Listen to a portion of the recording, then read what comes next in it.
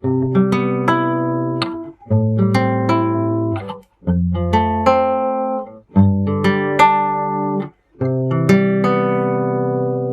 semuanya, selamat datang kembali di podcast ke-6 Artmax. Kalau kata pepatah, tak kenal, maka tak sayang.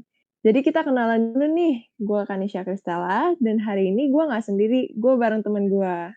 Halo semuanya, gue Michelle Angelina, yang hari ini bakal temenin Kanisha dan kalian semua di podcast kali ini. Wah, nggak kerasa juga ya, udah episode ke-6 aja nih. Buat kalian semua yang belum dengar episode 1-5-nya, wajib banget nih buat dengerin podcast kita di Spotify Artmax Podcast.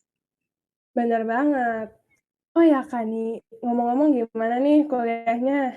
Ya, gitu deh. Kita kan baru 2 minggu nih ya, Sheila, tapi udah lumayan banyak ya tugasnya. Kalau lu gimana nih? Apa kabarnya? Ya, kurang lebih sama lah ya, tugas kayak biasa. Cuma jujur ya, kita kan di interior design nih.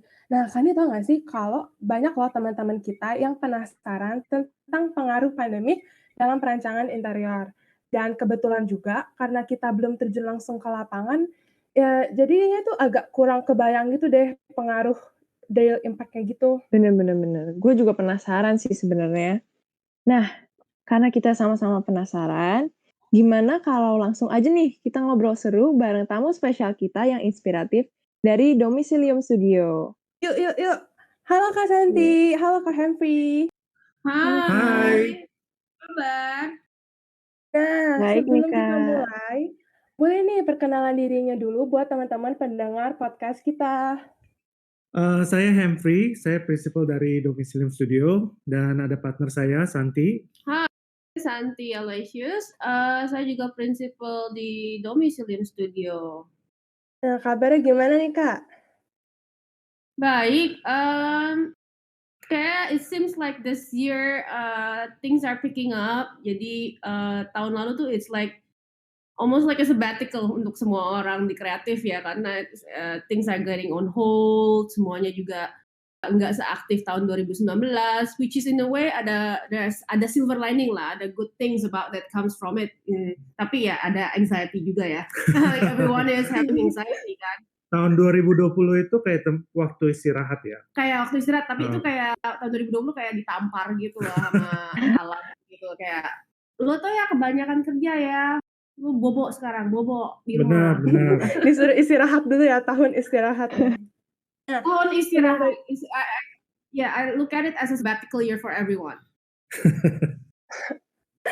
Oke, dan semoga juga nih buat semuanya yang belum ataupun lagi dengar podcast ini juga dalam keadaan sehat dan baik-baik aja, dan semoga juga dunia kita cepat membaik. Nah, sebelum itu, jujur nih Kak, aku tuh following dan sering ngeliatin Instagram dari Domicilium Studio.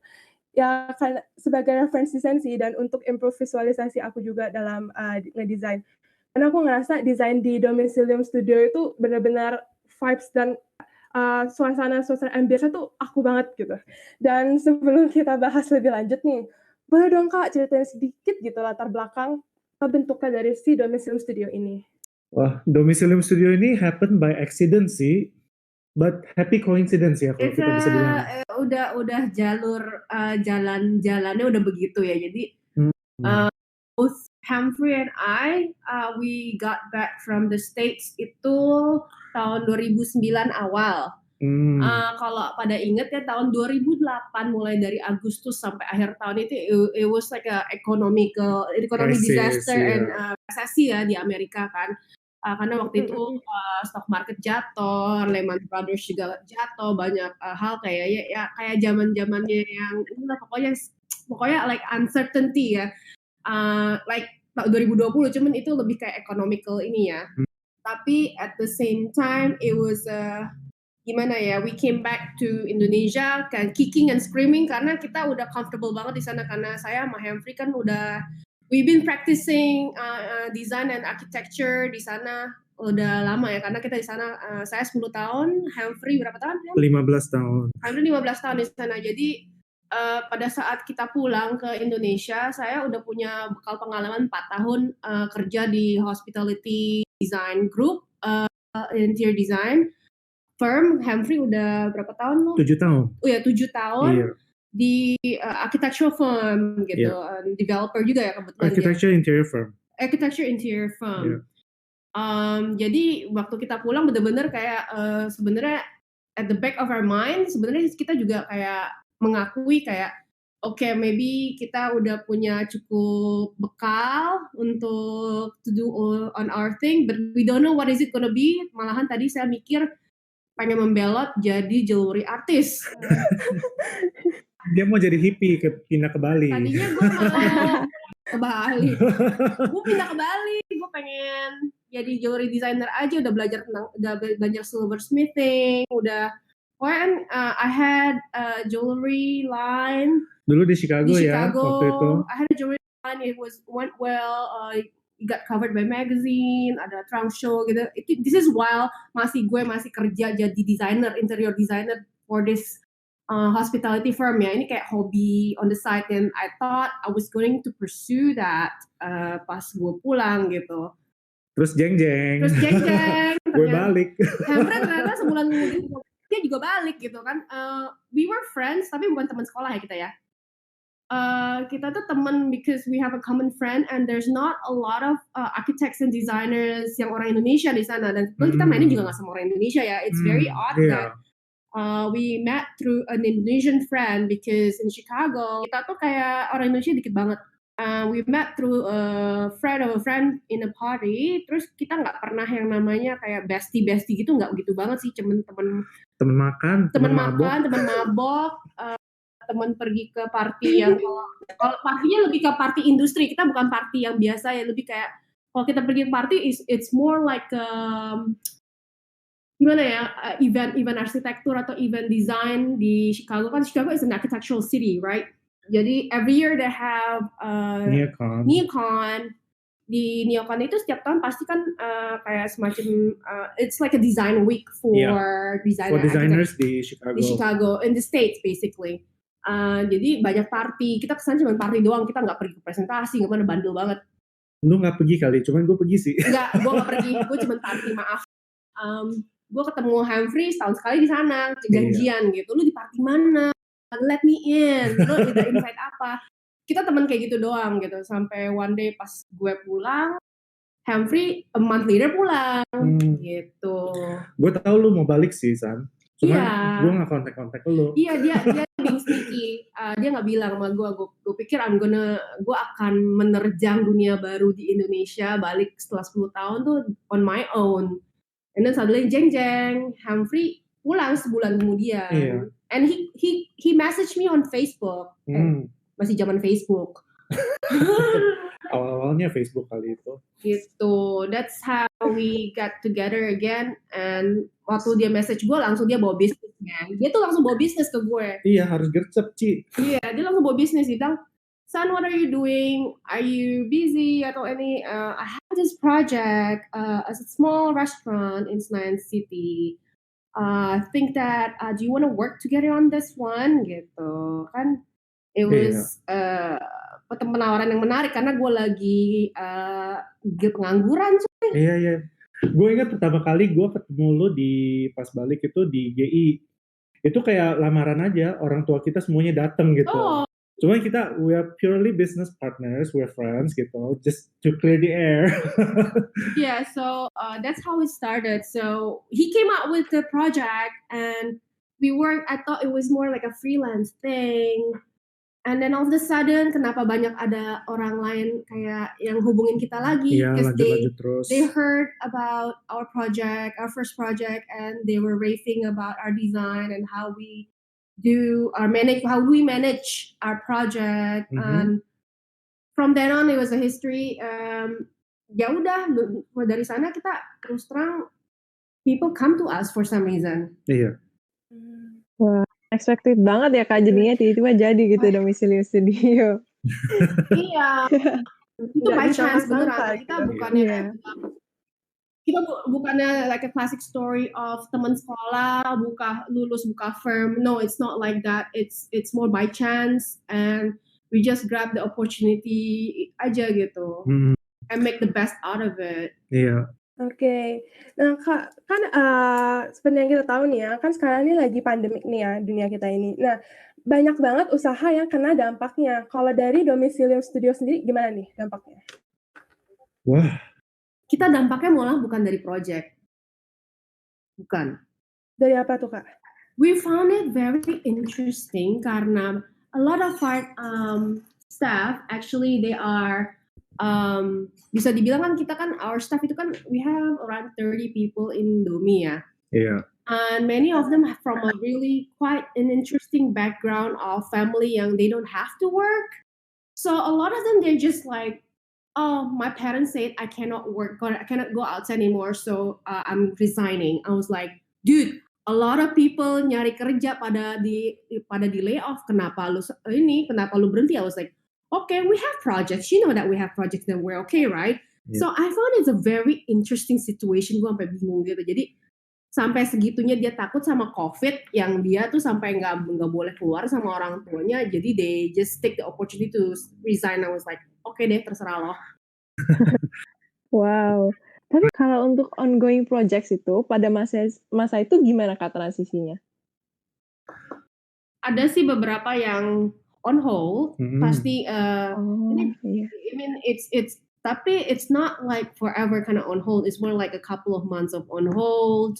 Ada juga yang beberapa klien yang lumayan lebih cerdik ya, yang lebih this is the right time to actually to develop design karena lu nggak digangguin banyak hal gitu kan. So a lot of them actually they're really smart and using the opportunity to do that. Dan begitu COVID udah mulai selesai, dia mulai kayak konstruksi gitu kan, nggak lari-larian. Tapi ada beberapa yang lebih konservatif yang mereka akhirnya baru berani jalan lagi, like last year, like towards the end of the year ya Ham ya. Begitu mereka dengar kabar tentang vaksin, mereka baru kayak lari-larian gitu. So it depends how smart they are see the opportunity. We're seeing this last year sebenarnya benar-benar opportunity untuk design development yang dimana kadang that proses itu kayak diburu-buru, nggak mindful gitu. Tapi kalau untuk sekarang gimana Kak? Domicilium Studio itu sendiri udah beradaptasi ya dengan situasi ini? Ya, kita mau nggak mau harus adaptasi kan. Iya benar. Tapi the good thing about us juga, kita sebenarnya sebelum COVID pun kita udah ada sistem di IT, kita invested in our IT, di mana we can work from anywhere. Oh gitu. wow. We have that. We have that. Udah dari berapa tahun sebelumnya ya Hem ya, we can access, karena saya sama Henry kan dulu kan setiap tahun bisa dibilang kan jam terbang ke keluar kota dan keluar negeri untuk kerjaan itu kan sangat tinggi gitu kan. That's why we created that system. We can access the computer in the office from wherever we are, gitu. Ya, cuman on the good side sih with this pandemi itu meetingnya lebih fokus. Jadi kita nggak usah harus ke lapangan terus, harus meeting sama face to face sama klien. Banyak gitu. Yang basa-basinya tuh di ini sih, nggak ada basa-basi, jarang basa-basi jadi which is great. I love it. Things are more lebih gercep ya jadinya ya. Nah Kak, sekarang aku mau nanya nih, gimana sih cara Domicilium Studio sendiri untuk nge-handle permasalahan deadline? Karena kayak sekarang nih after pandemic, mungkin ada kendala atau keterbatasan mungkin dari segi client brief dan research tentang proyek-proyeknya gitu Kak.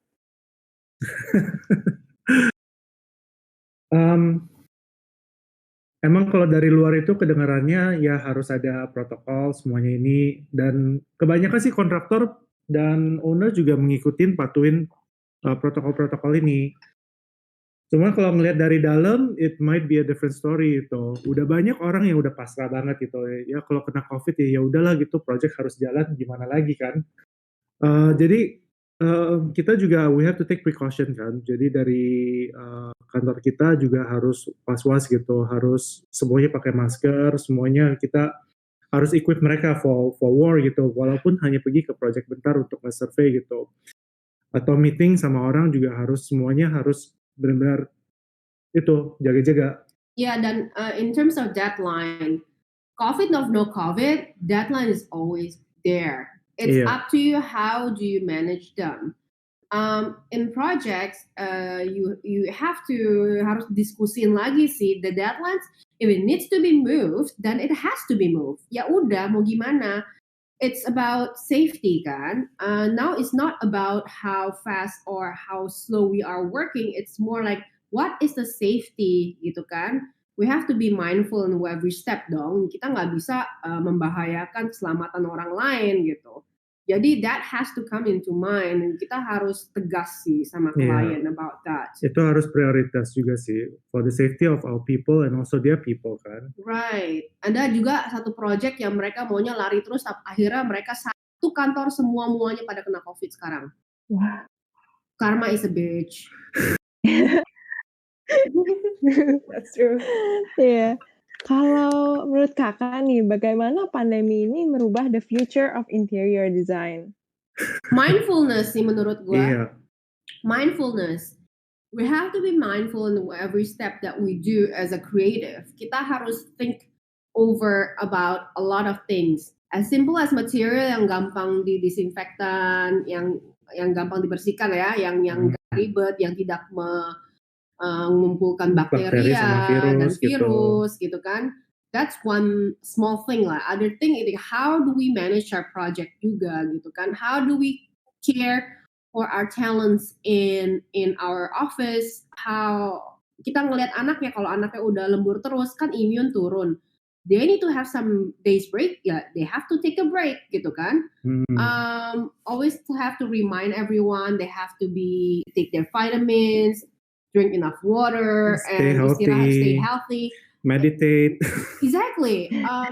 Bener. Ini anything that will actually boost your immune and are you happy or not? Kadang kalau sedih itu misalkan contohnya ya.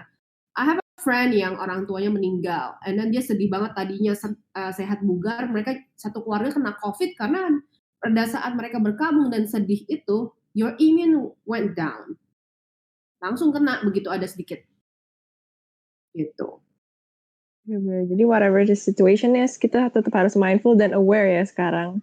Exactly, we have to be mindful. Harus nggak boleh deket-deket lah, nggak boleh party dulu lah, nggak boleh rame-rame. You have to watch your pergerakan kamu. Kalau kita pun nih ya, pergerakan saya tiap hari hanyalah rumah kantor. Kadang on the weekend ke Kumulo, that's it. Kayak that's all. I don't do much, so you have to be mindful. Kalau lu tahan di rumah, lu di rumah terus, that is the best. If you can do that. Cuma mungkin pada nggak tahu kali, lu ngapain ke Kumulo weekend gitu. So si Cici ini ada buka toko kelontong di Kumulo. Di The Breeze. Ini tokonya si Koko juga tahu. Oke, jadi yang tadi toko kelontong itu bareng. Kita itu semua berlima. It's more like ini kayak our little happy project on the side sih. It's something that is just like kecil-kecil tapi bisa menghasilkan sesuatu dan bisa giving back to the artisan community. We can actually show people kalau local products are amazing and local products can be designed. Itu sih, it's like a little sunshine in the midst of COVID for us. It's a store called Fred Helly. Saya bilangnya itu toko kelontong karena saya jualannya sapu, sikat, sabun. Wow. Desain barang-barang yang domestik yang mungkin dianggap remeh sama orang gitu, tapi we design them nicely and they're environmentally friendly as well as they're locally made and we support local artisan. Nah Kak, sekarang kita mau nanya-nanya nih tentang tren. Nah, kalau menurut Kak Santi dan Kak Humphrey sendiri, tren itu penting nggak sih? Nah, tahun ini rasanya agak ini ya. Biasanya kita udah bisa forecast gitu, maksudnya trennya ke depannya itu apa. Cuman ini masih a bit gray area ya lately. And also because there's not a lot of trade shows happening, right? Biasanya kan kita everywhere we go to trade shows in Milan, we go to Salone, we go to Paris to see Maison Objet. From that kan we can predict what is the trend gonna be for the next year or two. We can see what's going on in the design world. Ini karena everybody's kayak agak lebih slowing down. It's more like what I see the trend is more like how do you make the best out of your nest or your home with what you have. See, Right.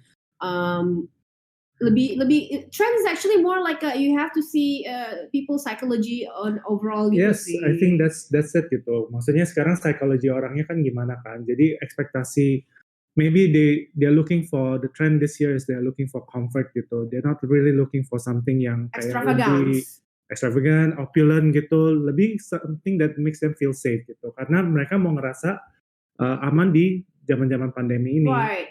That's why I call it the functional beauties ya. Jadi things that are functional and beautiful at the same time, it doesn't work, and you becoming kind of appreciating like things that you do in everyday life, as simple as contohnya nih ya, as simple as when you're washing your plates, abis makan lu cuci piring gitu kan.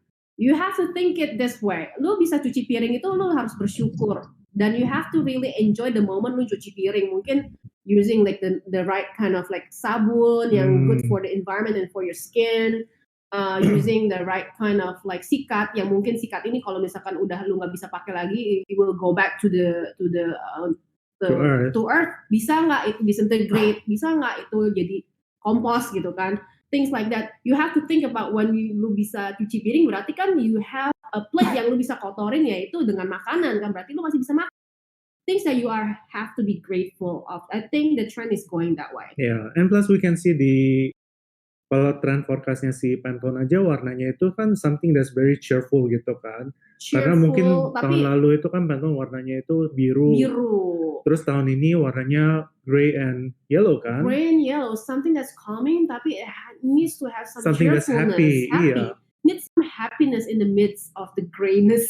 Iya. Cuman kadang-kadang susah juga sih, karena kalau project kita lebih residential, mungkin tren nggak gitu terlalu penting ya. Yeah. Cuman kalau karena kita banyak project yang lebih bersifat public space, public area gitu, dan juga commercial, hospitality, jadi kita harus benar-benar gauge the trend of people gitu. Kenapa, why people want to go there, how they want to be engaged, how they want to be feeling in the space gitu. Kadang-kadang ini yang harus kita, we have to keep abreast with all the trends gitu. Kayak sekarang trennya apa sih? Clubhouse ya, Ci? Clubhouse, oh my god. Bener-bener. Oh my god. Nah Kak, kalau kita sebagai mahasiswa juga tuh sebenarnya perlu sih ya belajar tentang tren, tapi gimana sih Kak caranya untuk bisa tahu tentang tren-tren gitu? Karena aku sendiri juga orangnya kurang up to date kan, jadi gimana nih caranya supaya on trend gitu? Lo harus kepo to the max sih. Iya, mindfulness. That's what we said before kan, about mindfulness you gitu. You have to be mindful in every single thing that you do. Lo harus ngeh, kadang ya, I'm sorry to say, your generation is not mindful.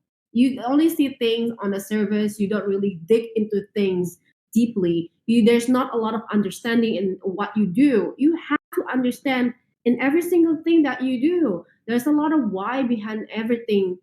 Jadi, misal lo melakukan sesuatu, lo harus mikir, lo kenapa melakukannya seperti ini? Kenapa not the other way around? You have to think it, gitu. When you're designing, you have to understand, lo ini siapa yang akan pakai? Dan you have to be mindful with that the target market, the end user. You have to be mindful. If you're designing for a certain brand, you have to understand kenapa brand itu approach marketingnya seperti itu. What can you apply to the design? Mindfulness is a really big word for this past 2 years. I think that's what Trying the Nature is trying to slap us with, like saying that, okay, ini gue tabok lo ya. You have to bow down. You have to be mindful. You have to rethink in whatever you did in the past itu seperti apa. Lu pikirin itu kayak beneran kayak lagi di time out gitu. Contemplation gitu. Jadi selain mindfulness itu maksudnya kayak you have to be able to put yourself in other people's position. Selain clients, customer gitu, kamu harus ngerti why are they doing this gitu, and how are their brands working for their advantage, and how is it engaging people juga gitu. Karena sometimes we see in one sort of perspective itu kadang-kadang terlalu kayak mana kacamata kuda ya gitu. Iya, kacamata kuda.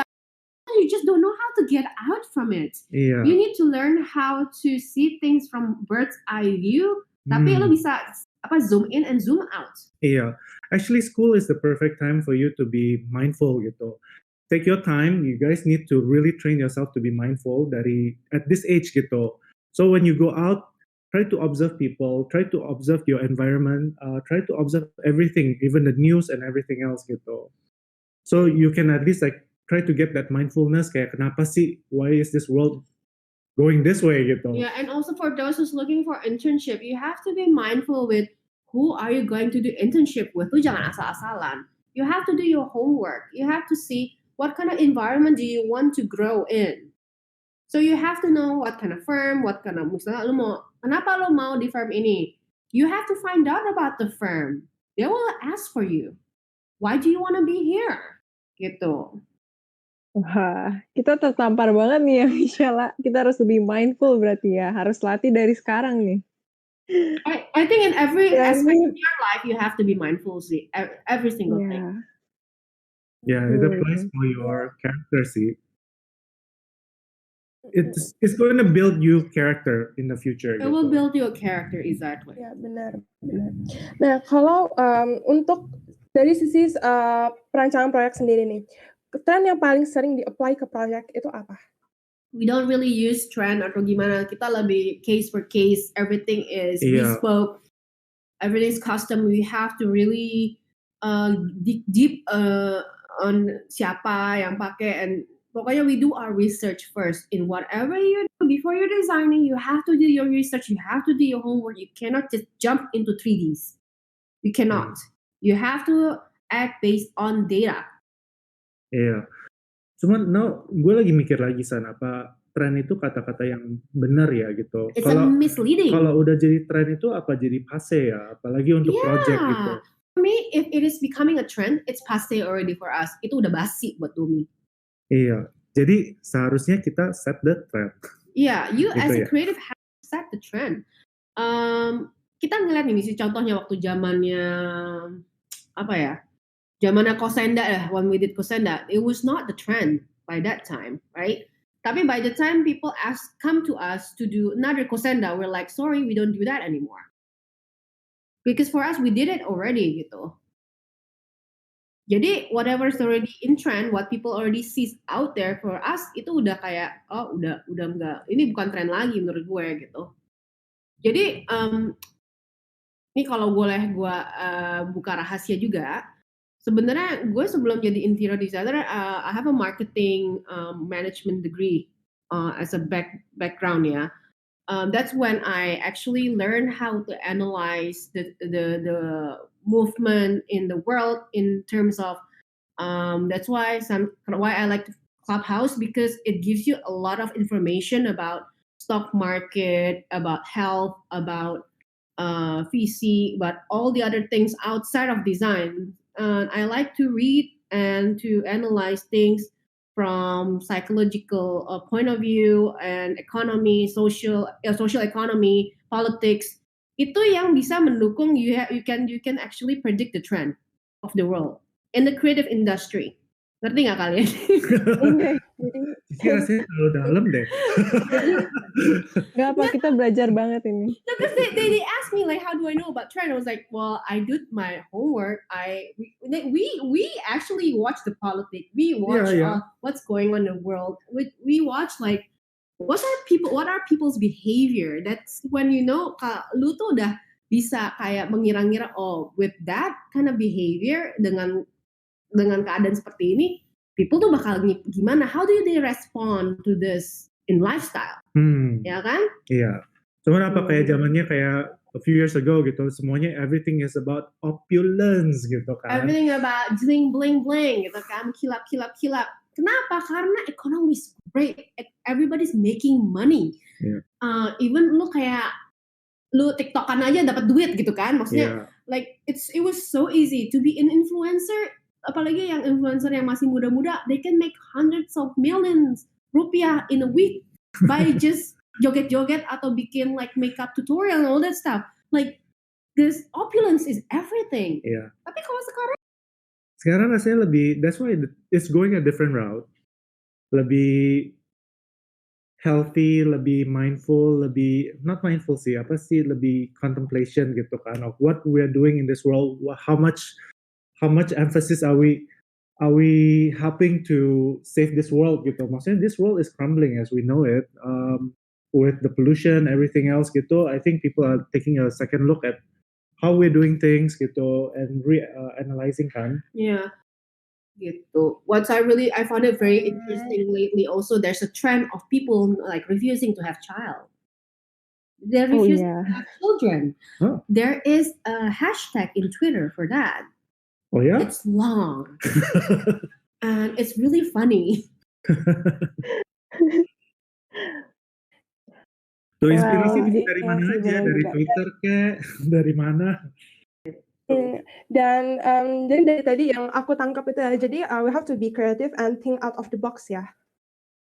Lo harus super kepo sama hal-hal di luar desain juga sih. Bener-bener. Emang our generation tuh sebenarnya memang kurang perhatiin sih Kak. Kayaknya kita harus lebih aware sih di dunia ini ada apa gitu. Kalau punya temen jangan cuma temen desainer doang. Kalau punya cowok atau punya cewek punya pacar jangan dari desain doang. Please dari yang lain-lain. So Waduh. gain more knowledge. Okay, to tell the truth, I think I have more friends in finance and VCs and other kayak in even NGO to really like have really interesting conversation for their point of view. So you have to understand how to think. Lo harus ngertiin orang gitu, belajar ngertiin orang. Mereka tuh seperti apa mikirnya, from their point of view seperti apa. That's when you can have a fresh eye in design. Iya. Wah, kacau sih ini. Saking serunya, gak berasa kalau ternyata kita udah mau masuk ke last questions. Dan sebelum kita tutup sesi ini, ada nggak sih dari Kak Santi dan Kak Humphrey untuk tips dan saran yang mau disampaikan untuk pendengar podcast kita nih selaku calon interior designer? Apa ya? Tadi udah ngomong banyak ya. Iya, pesannya udah banyak deh. Well, in short, I think you as a young person, lu tuh harus sebanyak-banyaknya tuh meraih ilmu, nggak cuma dari hal-hal yang lu tahu dan lu pengen tahu doang. Lu tuh harus kepo to the max to other things. Lu harus be aware sama situasi dunia seperti apa. You have to be able to be in the spot where you're not comfortable, and you have to learn. And also, as a creative, by the time you stop caring and you stop learning about things that are foreign to you, you are dead as a creative. Yeah. Well, I mean, there's also this idealism about like how if you're an architect, you don't want to be a builder, kan? You don't want to be a developer, karena there's a conflict of interest gitu. So, but sometimes I think it's good to have a balance of both. So, where one is like fulfill your creativity, the other one fuels your money. And then Maybe. find your own voice. I found this a lot with the younger ones. They just tend to follow and follow and follow. Yeah. Yes, you can follow for the first years atau kalau kamu jadi masih when you start learning. But by the time you are going out there, you need to have your own voice. It's okay to actually untuk copy atau kalau masih jadi student. Sometimes kalau kamu belajar gambar itu kan you're copying like another artwork, right? To learn about the techniques and everything, that is fine. But at one point, you need to have your own voice. Gitu. Oke, terima kasih Kak untuk pesannya. Berarti kita harus tetap learn terus nih Michelle, and we have to find our own voice. Terakhir nih Kak, kalau boleh tahu, di mana nih bisa lihat karya-karya Domicilium Studio? Kayak Instagram atau websitenya? Bisa di Instagram di @domicilium studio atau di website kita di www.domicilium.com. Atau bisa dikepoin aja, di googlein di mana aja yang nggak ada kita di Instagram kita. Cari aja project-project yang kita nggak pernah kasih tahu orang-orang. Baik Kak, terima kasih banyak ya Kak udah mau sharing-sharing di podcast kali ini. Thank you. Thank you guys. Thank you. Nah, untuk yang masih penasaran sama Domicilium Studio, langsung aja kepoin IG-nya dan websitenya ya, karena podcast ini udah mau berakhir nih. Ya, cepet banget ya. Nah, pokoknya itu dia podcast episode ke-6 kita bersama Domicilium Studio. Semoga podcast ini bisa bermanfaat dan bisa nemenin kalian beraktivitas di rumah. Ditunggu ya podcast episode berikutnya yang pastinya nggak akan kalah seru deh sama podcast kali ini. Follow Spotify Artmax Podcast, subscribe juga Artmax Magazine. Jangan lupa like dan komen. Jangan lupa juga untuk follow Instagram ArtMaxMax kita. Stay tuned, stay safe, and stay healthy. Sampai jumpa semuanya. Bye-bye. Bye-bye.